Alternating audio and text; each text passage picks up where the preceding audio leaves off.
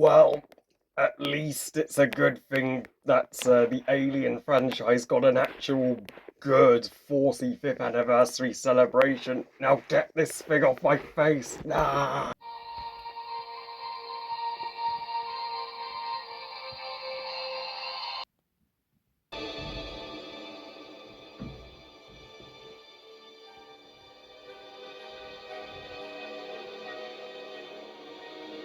Alien Romulus is not directed by Ridley Scott this time. He's taking a break after directing Prometheus and Alien Covenant, but Feed Aladress, director of Don't Breathe, is in the director's chair this time and is the seventh installment in the Alien franchise overall. So Alien Romulus tells the story taking place right after the events of Alien and Aliens to make it feel like the true follow-up to the first two, where a crew of space colonizers go head to head with a xenomorph on their ship, and yeah, that's literally the plot. It is as simple as an Alien movie gets.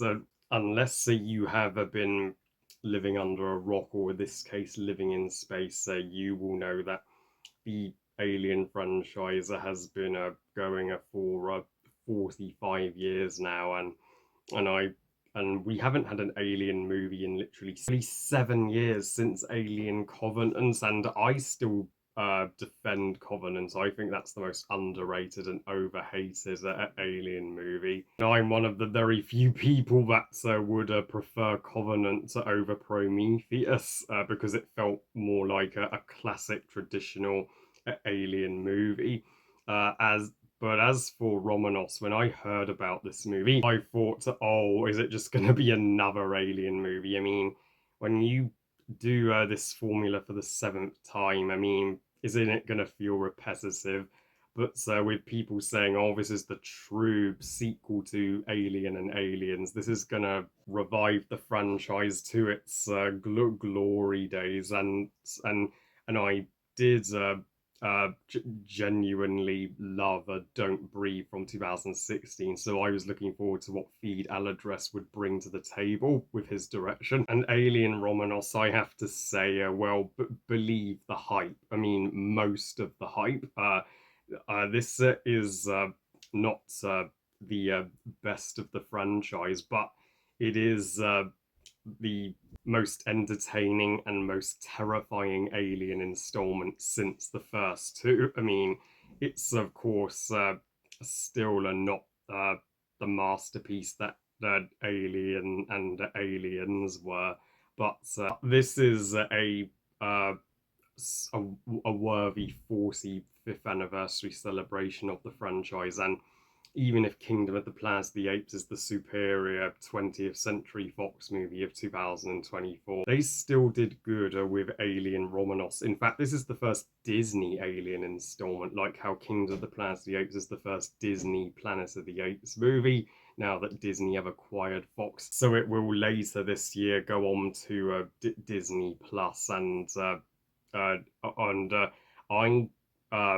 have to say, even though Alien Romanos, it's less sci-fi than Prometheus and Alien Covenant, and more all-out horror, because Feed Aladress, well, is a masterclass at horror. Look at what he did with Don't Breathe, and this movie is essentially Don't Breathe with aliens in terms of structure. I mean, even though Stephen Lang and if the blind old man in that movie was more formidable than any xenomorph, a blind old man who is willing to go as far as to slaughter a bunch of kids. I mean, damn, but had this movie's main antagonist been Stephen Lang playing a xenomorph, that would have been the greatest alien antagonist of all time.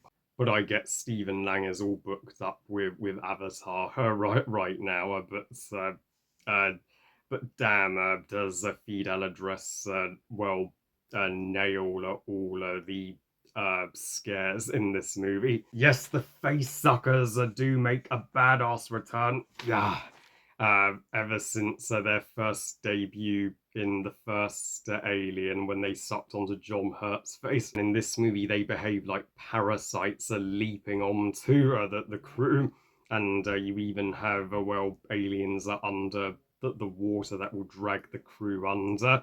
Yeah, it's and the xenomorph in this movie will give you chills, just like the xenomorph from the first Alien. So yeah, that this film is it does have fan service galore, but does the fan service sparingly. And though the story is ever so simple by Alien standards, it is at least has a convincing friendship between our two lead protagonists on the crew, like Rain being my favorite character in this movie. Yeah, you're always guaranteed in the Alien franchise to get a badass cinematic heroine. Of course, Ellen Ripley in the first four, and Catherine Waterston in Alien Covenant, and now Rain in this movie. And yeah, and her friendship with her best friend, that's did make the story more emotionally compelling than it would have been, because the other characters in this movie, yeah, that they are fairly likable, and you do want them to make it out. But I do think the film goes too far with the deaths, and some characters are clearly just there for a gruesome death scene that you will have to look away at. And the movie is well, surprisingly longer than Alien 3 and Alien Resurrection, and yet it feels shorter, because it's practically the exact same length as well, Alien 1979, but it's a quicker pace movie than Alien 3 and Alien Resurrection combined. I You can be sure of that. And there are some fan callbacks to Alien Resurrection and Prometheus, with Raina giving birth to this xenomorph human hybrid, like the newborn in Resurrection, but less disturbing. And, well, with her giving birth, that's similar to the main character in Prometheus giving birth to her alien newborn. But if I were female, I would hate to have a xenomorph growing inside my belly. Like, I'm sorry, but I if I'd still I say that getting your face sucked off is the least painful form of torture in the Alien universe, in comparison to one bursting out of your chest and giving birth to one. But yeah, the third act, once the human xenomorph hybrid is born, that's when the movie goes bonkers. And I was not satisfied with all the character endings, but it's so the ending was a double-edged sword for me. But I can't deny the third act as a whole did give me the odd goosebumps. And the visuals are exquisite. So some of the best they've ever been in the Alien series. That's to be expected, as this is the first Alien movie of the 2020s, and the red color palettes and ultra red lighting when action scenes are going down does make this feel like one of the darkest Alien movies. So again, Feed Aladressa shows that he does horror best.